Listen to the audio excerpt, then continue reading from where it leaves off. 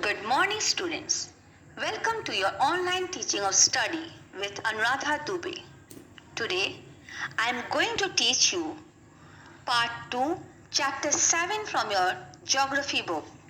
But before that, first let me explain you about the marking system according to the board pattern. Part 1 is consist of Chapter 1 to 6, including topo sheet and India's map, which contains 30 marks. This part I will explain you later. Let's start with the part 2, which contains 50 marks. Now I will start with chapter number 7. The name of the chapter is Location, Extent and Physical Features. This chapter is quite lengthy, so I have divided this chapter into two parts. In part 1, I will explain you location and extent, and in the part 2 I will explain you about the physical features of India. Okay, India is a land of unity in diversity. It is a collection of lands and climates of diverse races and creeds, of languages, religions and of contrast. With all its physical dimensions and characteristics, it is truly a subcontinent. It is the second most populous country in the world after China and the seventh largest in size.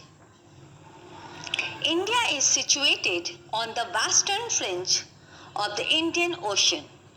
It lies midway between Southeast Asia and the Southwest Asia.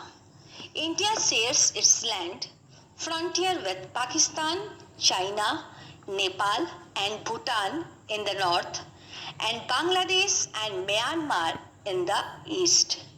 The island nation of Sri Lanka is located off the southern tip of the Indian peninsula. India is surrounded by water bodies on three sides, either Bay of Bengal in the southeast, Indian Ocean in the south, and Arabian Sea in the southwest.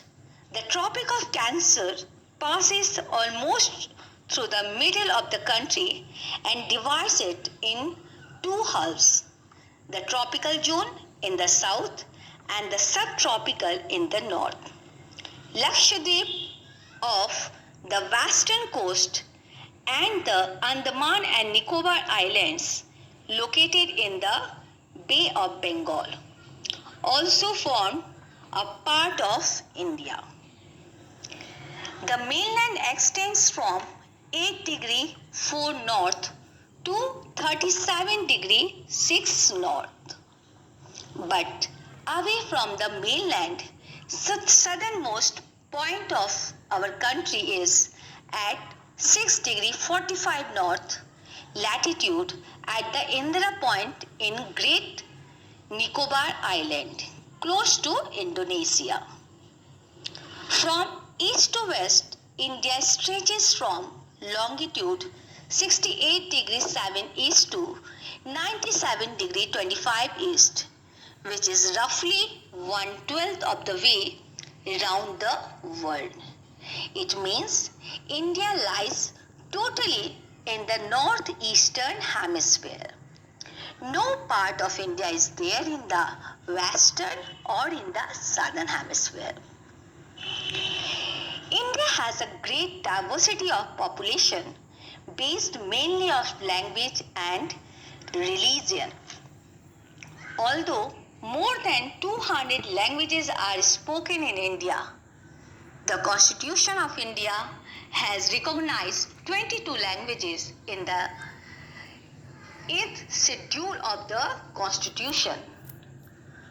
For administrative purposes, India is divided into 28 states and 8 union territories. So this is the location and the extent of India. I hope it is clear to all of you. Now in my next lecture, I will explain you the part 2 of this chapter, that is based on the physical feature of India. Thank you and God bless you.